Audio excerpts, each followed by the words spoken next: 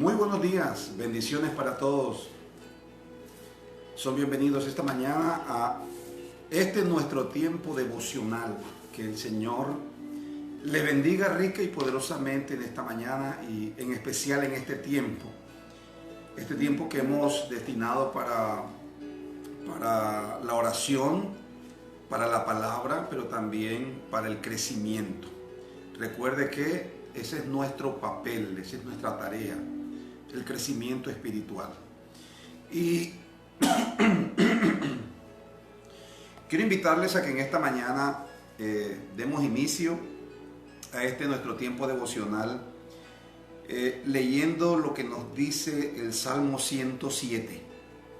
Es uno de mis salmos favoritos porque hay en este salmo un versículo que, hermanos, es muy poderoso, muy revelador. Y lo primero que hace el salmista es hacer una descripción de cómo era la vida de un grupo de personas que, como él mismo lo dice, anduvieron siendo rebeldes a la palabra de Dios.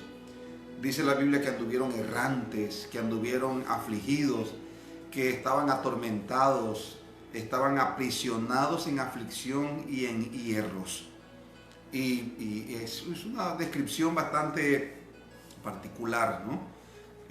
Pero con la que tal vez muchas personas se identifican el día de hoy.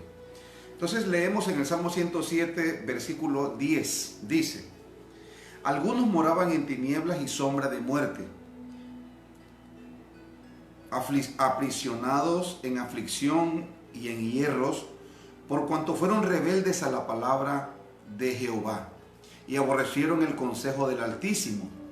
Por eso quebrantó con el trabajo sus corazones, cayeron y no hubo quien los ayudase. Luego que clamaron a Jehová en su angustia, los libró de sus aflicciones. Los sacó de tinieblas y de sombra de muerte y rompió sus prisiones. Alaben la misericordia de Jehová y sus maravillas para con los hijos de los hombres, porque quebrantó las puertas de bronce y desmenuzó los cerrojos de hierro. Fueron afligidos los insensatos a causa del camino de su rebelión y a causa de sus maldades. Su alma abominó todo alimento y llegaron hasta las puertas de la muerte. Pero clamaron a Jehová en su angustia y los libró de sus aflicciones. Envió su palabra y los sanó y los libró de su ruina. Wow, ¿qué le parece ese texto maravilloso? Quiero que tengamos claro una cosa, que la razón por la cual este grupo de personas a quien se describe aquí tuvieron estas experiencias tan dolorosas, tan frustrantes, negativas en su vida, fue porque, como dice el versículo 11, dice: fueron rebeldes a las palabras de Dios. Fueron rebeldes a la palabra de Dios. La segunda parte dice: y aborrecieron el consejo del Altísimo. La palabra de Dios tiene el carácter de instrucción. No es solamente una dentro de muchas opciones que tenemos nosotros. Y puede que muchas personas lo vean así. Un consejo o el consejo de Dios o la instrucción de Dios es una opción que tenemos dentro de muchas. Y es cierto que muchas personas pueden considerarlo así. Lo cierto es que el único camino que te puede llevar al éxito es el consejo de Dios. La razón por la cual estas personas que describe el Salmo 107 vivieron en aflicción y en hierros, en tinieblas y sombra de muerte, aprisionados por la aflicción, fue porque no quisieron escuchar el consejo de Dios. Y yo veo en esta escritura un cuadro de lo que fue nuestras vidas, o por lo menos la mía. Vivir una vida alejado de la palabra de Dios, sin esperanza en el mundo, pero también sin disfrutar del éxito en esta tierra. Hasta que en mi aflicción clamé a Dios y el Señor bondadoso nos respondió, o me respondió, y dice la Biblia, y eso lo he experimentado, me libró de la enfermedad, sanó mi vida y me libró de la ruina. Por lo tanto, el salmista dice: alaben la misericordia del Señor y sus maravillas para con los hijos de los hombres, ofrezcan sacrificios de alabanza y publiquen sus obras con júbilo. Así que yo quiero invitarle en esta mañana a que nos acerquemos al altar de la oración. Acerquémonos a Dios para ofrecerle con júbilo nuestra alabanza. Porque un día usted y yo también estuvimos aprisionados, afligidos en tinieblas y sombra de muerte, pero Él nos rescató. Y hoy tenemos vida eterna, hoy somos nueva criatura. Hoy nuestras vidas son otras, son diferentes, porque hemos tomado la decisión no solamente de orar a Dios y de creer en Él, hemos tomado la decisión de vivir para Él cada día que pasa en nuestras vidas. Queremos vivirlo para agradar a Dios. Por eso cada cosa, antes de hacerla, pensamos realmente si esa es la voluntad de Dios para hacerla o no hacerla. Entonces vamos a orar en esta mañana y le damos gracias al Padre. Padre, nos acercamos esta mañana agradecidos. Si puede, abra sus labios allí donde usted está y comiencen esta mañana a darle gloria a Dios. Gloria a Dios. Señor, te damos toda gloria, toda alabanza, toda adoración, Señor. Yo me uno hoy, Señor, en una misma mente, en un mismo propósito, con todos aquellos que conectados con este tiempo, Señor, vamos al altar de la oración. Porque tenemos entrada libre ante el trono de la gracia para hallar el oportuno socorro. Pero también, Señor, podemos acercarnos a ti, Padre, para ofrecer nuestra gratitud. Nuestra gratitud por lo que tú has hecho en nuestras vidas. Porque un día nosotros también estuvimos morando en tinieblas y en sombra de muerte, Padre. Un día también estuvimos aprisionados en aflicción y hierro por cuanto fuimos rebeldes a tus palabras y aborrecimos el consejo tuyo, Señor. Por eso, Padre, el quebranto vino sobre nosotros.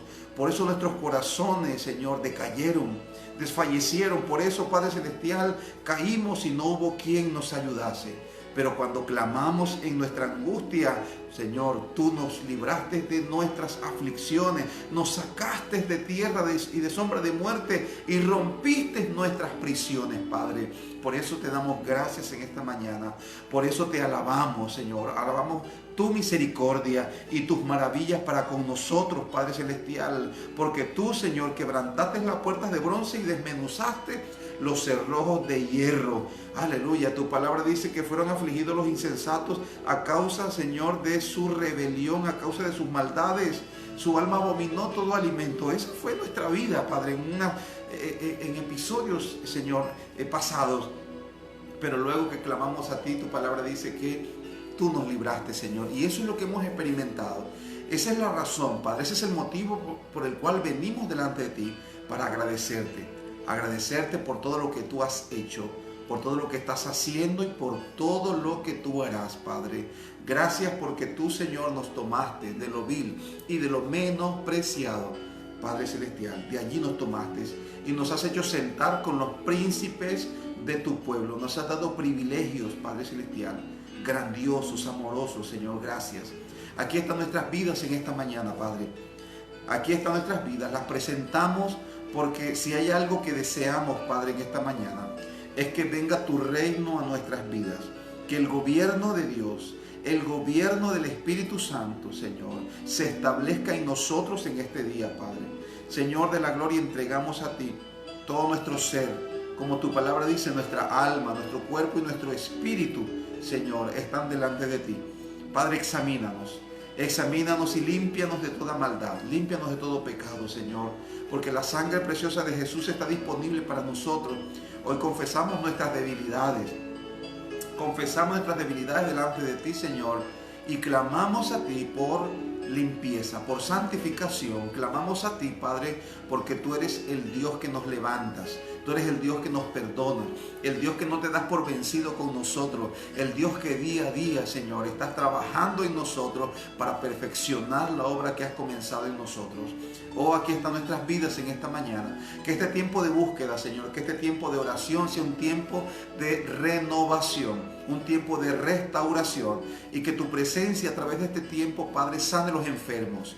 Padre Celestial, aquel que está allí afligido, aquel que está aprisionado, aquel Señor que está, Señor, en sombras de muerte, Dios mío, que en esta mañana tu gloria, la gloria de tu presencia y que tu palabra y que tu noble espíritu, Señor, ministre en esas vidas, Padre, devolviéndole, Señor, la esperanza, devolviéndole la vida, devolviéndole la salud. Padre Celestial, aquellos, Señor, que han sido secuestrados por la maldad y por el pecado, aquellos que han sido secuestrados por la enfermedad, por la aflicción, Padre, que en esta mañana se rompan esas prisiones en el nombre de Jesús y que a través de este tiempo de oración, Padre, reciban refrigerio en sus corazones, que reciban liberación en el nombre de Jesús, que reciban sanidad en el nombre de Cristo y que las puertas se abran para tu pueblo en este día, Señor, porque hoy, Padre, invocamos tu nombre y clamamos a ti para que el reino de Dios venga a nuestras vidas, a nuestras familias, a nuestros barrios, Señor. Oh Dios mío, en el nombre poderoso de Jesús, esos sectores donde tú nos has puesto a vivir, Padre, que sean impactados con tu reino.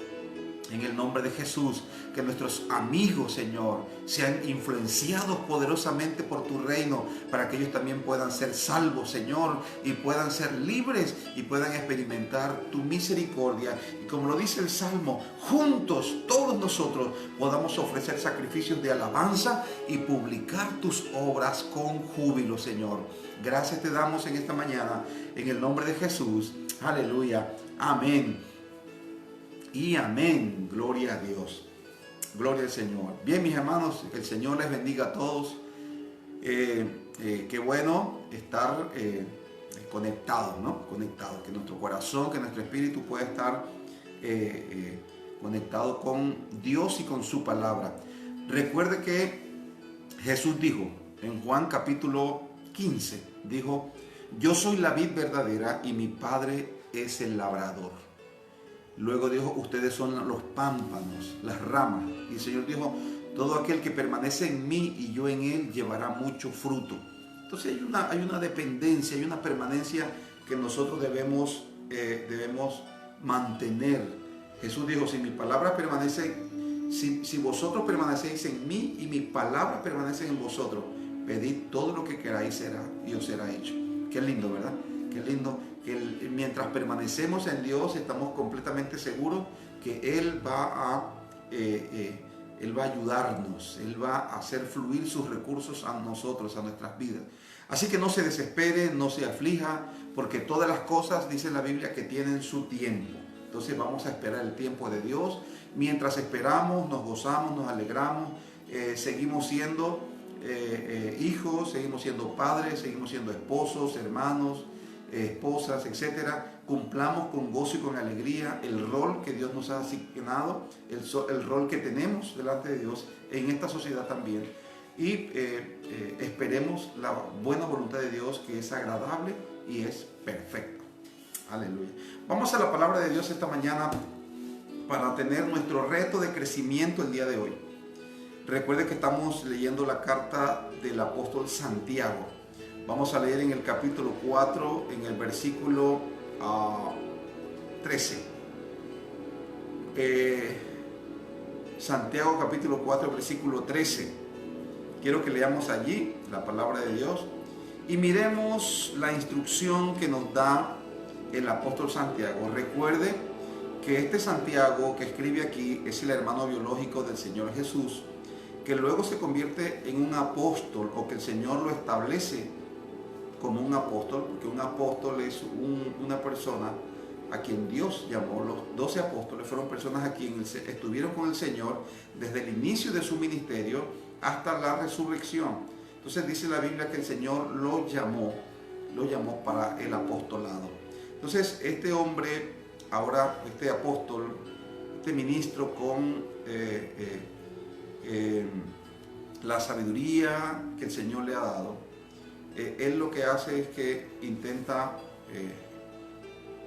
darle su instrucción a través de esta carta a los creyentes en la dispersión, dentro de la cual habla de muchas cosas, pero enfáticamente lo que nos dice, o el mensaje de la carta de Santiago, es acerca de vivir un evangelio real. Y el evangelio real no solamente son confesiones, es lo que dice Santiago. No son convicciones y no son solamente confesiones, sino que el evangelio real es en hechos concretos. Dice, si tú tienes fe, debes mostrar obras. Si yo soy cristiano, yo debo mostrar la transformación, cómo es Cristo en mi vida o a través de ella, en el contexto de mi familia, en el contexto de mi trabajo. Yo no puedo aislar mi fe de mi vida social, sino que mi fe debe estar integrada, involucrada, y cada aspecto de mi vida debe ser impactado por la fe. Así que las personas deben ser testigos de ese cambio, de esa transformación. Entonces, eso es básicamente lo que dice el apóstol con relación a lo que se estaba viviendo popularmente, y era que el evangelio se estaba convirtiendo solamente en una confesión. Y me parece tan actualizado este mensaje, porque hoy también tenemos ese problema. Hoy muchos dicen que son creyentes, pero en su carácter no ha sido transformado. Las personas siguen siendo violentos, siguen siendo irresponsables, siguen siendo libertinos, no tienen de pronto un control en su sexualidad, no viven su sexualidad como la palabra de Dios lo dice, viven engañando, son orgullosos, etc. Entonces está bien que nosotros como seres humanos tenemos esa naturaleza, pero cuando tú y yo somos cristianos, lo que hemos hecho es que hemos entregado nuestra vida a Cristo para no vivir conforme a esa vida. Hemos recibido una nueva vida, y esa nueva vida se recibe cuando nacemos de nuevo, en el momento en que tú eres consciente de que eres un pecador, que te vas delante de Dios, te arrepientes de tus pecados, los confiesas y te apartas de ellos, y comienzas a tener una comunión con Dios a través de la oración y de la palabra, y a través del congregarte, del reunirte con hermanos en la fe para poder crecer. Entonces, y ahí comienza esa vida a crecer. Entonces ya las personas van a comenzar a ver una nueva persona. Van a comenzar a ver, vas a hablar diferente, vas a pensar diferente, vas a actuar diferente. Antes eras de una manera, ahora comienzas a mostrar cómo es Cristo, cómo es Dios a través de tu comportamiento. Entonces, de eso se trata el cristianismo. Y esa es la verdad el mensaje que quiere comunicar Santiago a sus lectores. Así que vamos a leer entonces en esta mañana lo que nos dice en el texto de versículo 13 al versículo 17, Santiago capítulo 4. Dice, vamos ahora, los que decís hoy y mañana iremos a tal ciudad y estaremos allá un año y traficaremos y ganaremos, cuando no sabéis lo que ha de ser mañana. Porque ¿qué es vuestra vida? Ciertamente es neblina que se aparece por un poco de tiempo y luego se desvanece.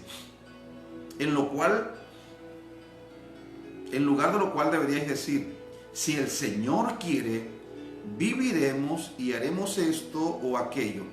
Pero ahora os jactáis en vuestras soberbias. Toda jactancia semejante es mala, y al que sabe hacer lo bueno y no lo hace, le es pecado. Muy bien, ahí creo que el apóstol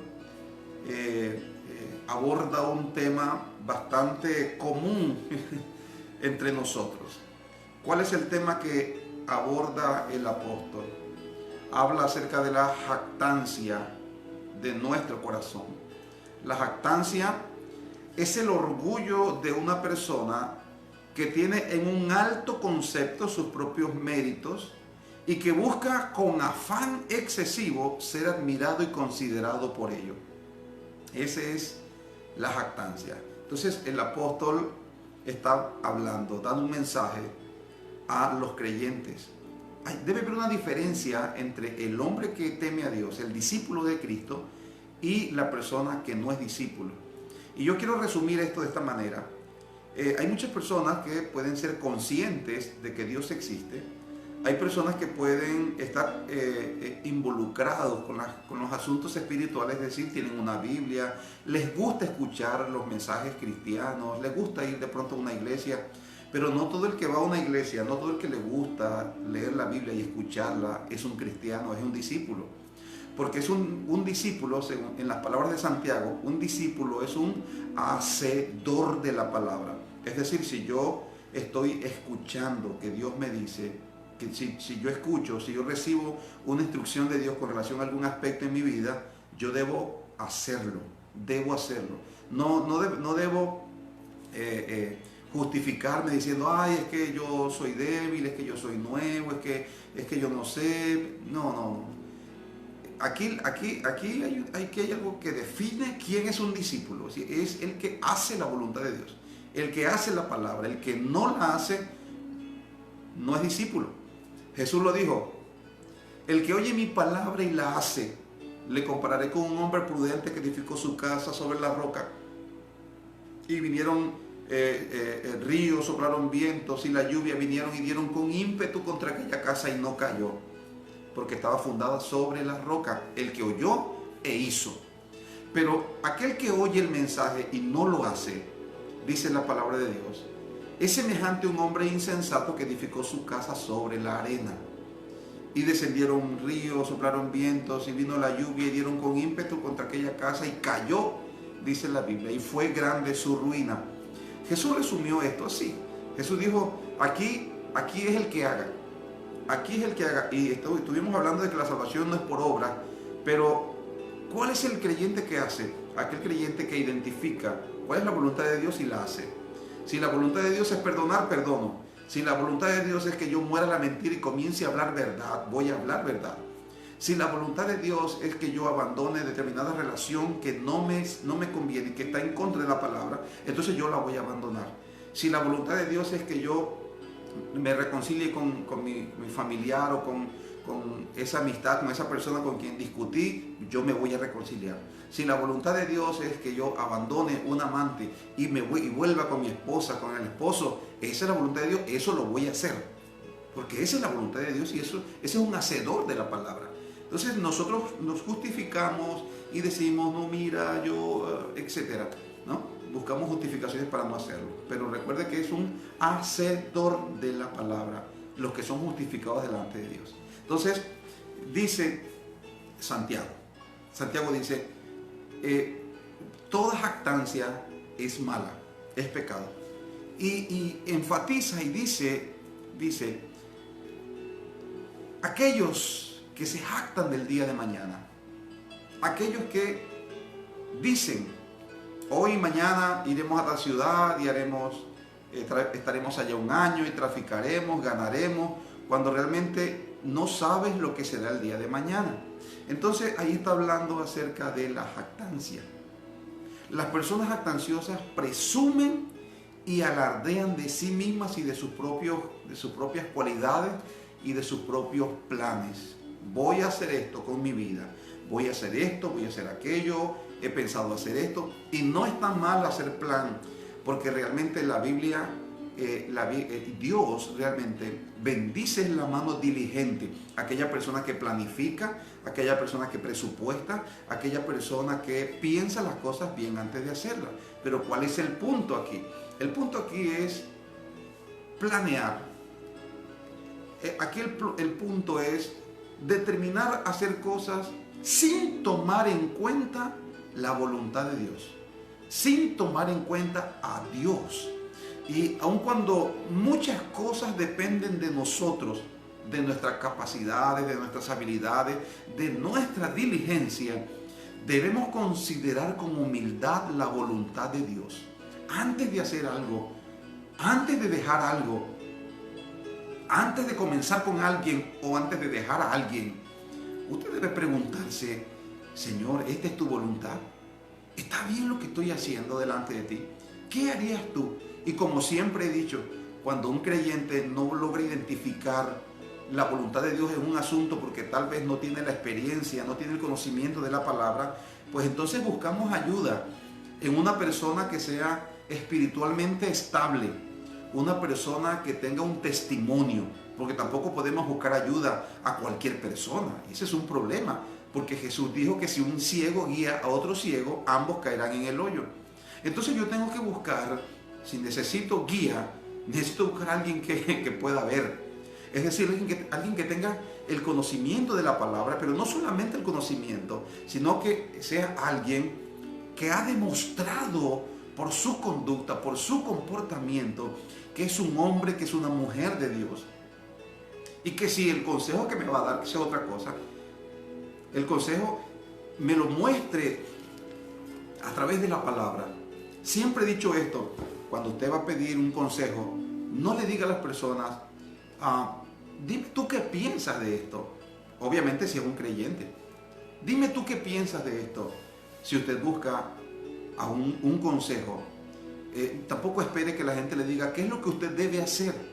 Nosotros, y este consejo se lo doy a todos aquellas personas quien en un momento dado se han convertido en un instrumento de Dios. A usted, que de pronto muchas personas llegan a su vida a pedir consejo, no le diga a las personas, yo pienso o yo creo que debes hacer esto. Guíelo a la palabra. ¿Qué nos guía la palabra? Cuando usted vaya a pedir un consejo, pregunte, dime qué me aconseja la palabra de Dios en este asunto. En este asunto, ¿qué me aconseja la palabra de Dios? Porque nosotros podemos tener muy buenas intenciones y a veces hasta nos parcializamos cuando alguien nos cae bien y podemos darle un consejo. Pero escúcheme bien, siempre he tratado, cuando voy a dar un consejo, de mostrarle a la gente lo que dice la Biblia, lo que dice la Escritura, y preguntarle, ¿qué crees tú que dice la Biblia ahí? ¿A qué te guía la Biblia aquí? Entonces, el mismo Espíritu Santo es el que hace caer en cuenta a las personas de que es Dios su palabra. Hoy en día hay muchas cosas que se hacen y se dicen y que tienen apariencia de piedad, pero realmente, dice la Biblia, niegan la eficacia de ella. Entonces, tal vez nosotros, muchas cosas dependen de nosotros, pero tengo en cuenta una cosa: siempre debemos con humildad buscar la voluntad de Dios, porque es en la voluntad de Dios en la cual seremos prosperados. No seremos prosperados en la voluntad de un hombre, de un buen amigo, de un buen consejero. Y las buenas intenciones tienen su valor, pero lo que nos dice la Biblia es que el que oye la palabra y la hace, es a quien Dios va a edificar. Escuchan, es a quien Dios le va a poner un fundamento poderoso que dará estabilidad y durabilidad a su vida. Entonces, los discípulos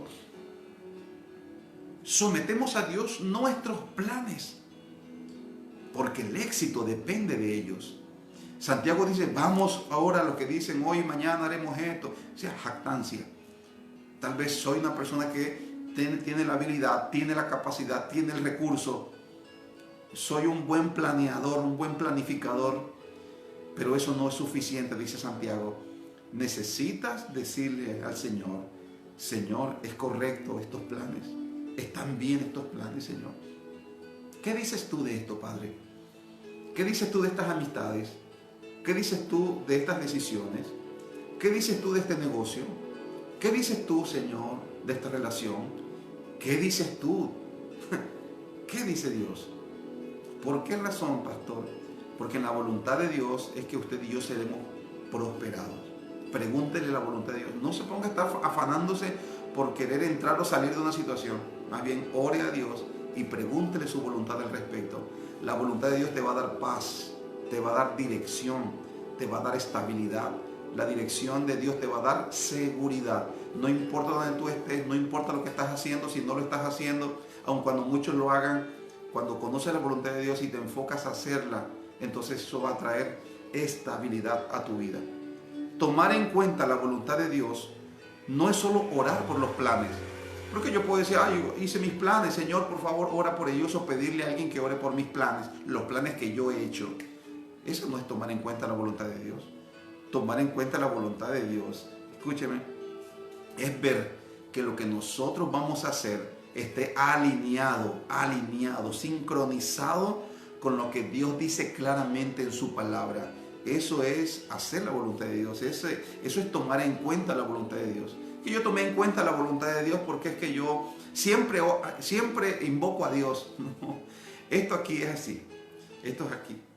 Esa decisión que vas a tomar, esa acción que vas a hacer, ese viaje que vas a emprender, ¿qué dice Dios? ¿Está de acuerdo Dios en su palabra con eso que vas a hacer? Si está de acuerdo, hazlo, porque vas a ser prosperado en eso. Pero si tú no estás seguro si es la voluntad de Dios, si tú no estás segura que es la voluntad de Dios, Entonces, vamos a la palabra. Busca el consejo de la palabra de Dios, porque la palabra de Dios es el fundamento, el fundamento. Y esto es un reto para nosotros, porque comúnmente nosotros hacemos planes, hacemos nuestros propios planes y después oramos a Dios por ellos o le pedimos a alguien que ore por ellos. Entonces, no importa cuál es nuestra habilidad, no importa cuál es nuestra capacidad, nuestros recursos, podemos tener y eso puede darnos cierta seguridad, pero lo que nos da la seguridad a nosotros es que Dios esté de acuerdo con lo que hemos de hacer.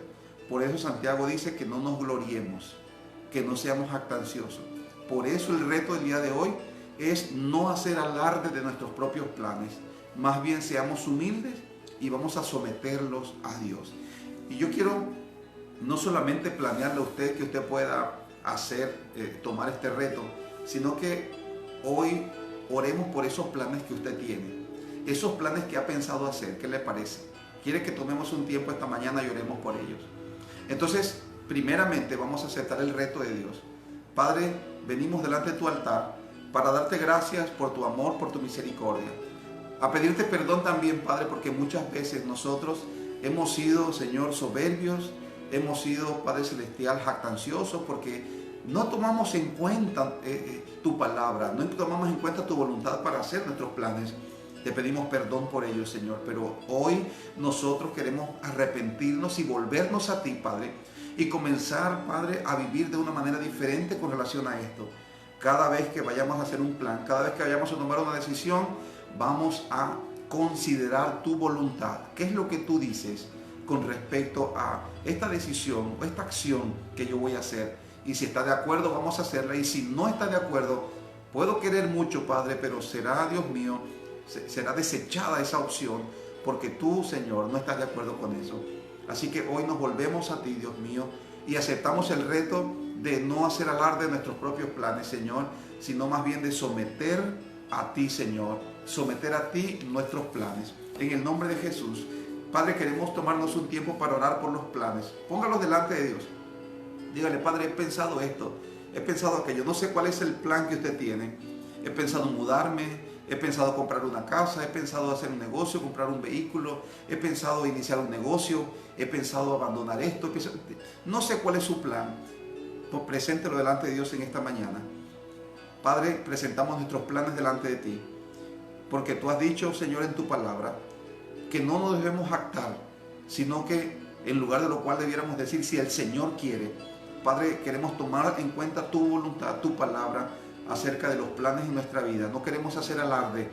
Por eso queremos presentar estos planes delante de ti, para que tú, Señor, los examines. Y si están de acuerdo a tu voluntad, si son de acuerdo a tu voluntad, si son tu voluntad para nosotros, Señor, Padre, te pedimos con todo nuestro corazón que tu bendición esté sobre ellos y que tú los hagas una realidad, porque no son nuestras capacidades, nuestras habilidades, nuestros recursos. Señor, es tu gracia, es tu misericordia, Señor.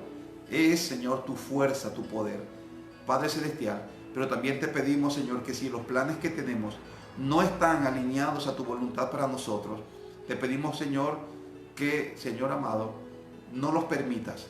Te pedimos, Señor, que nos ayudes a entender, a ver la manera, Señor, para poder desistir de ellos, porque no queremos, Señor, estar en contra de tu voluntad. Sabemos, Señor, que tú eres fiel y que tú responderás, Señor, a nuestro clamor. Gracias te damos en esta mañana. En el nombre de Jesús, Padre, yo bendigo a tu pueblo en este día, declarando que ellos son más que vencedores, Señor. Declarando, Padre, que no hay nada que pueda separarlos del amor tuyo que es en Cristo Jesús. Gracias por ellos en el nombre de Jesús. Amén y amén. Aleluya. Gloria al Señor. Dios les bendiga a todos, mis hermanos. Y quiero terminar leyendo para ustedes lo que nos dice el Salmo 16, Proverbios 16, en el versículo 3. Proverbios 16, versículo 3 dice: encomienda a Jehová tus obras y tus pensamientos serán afirmados.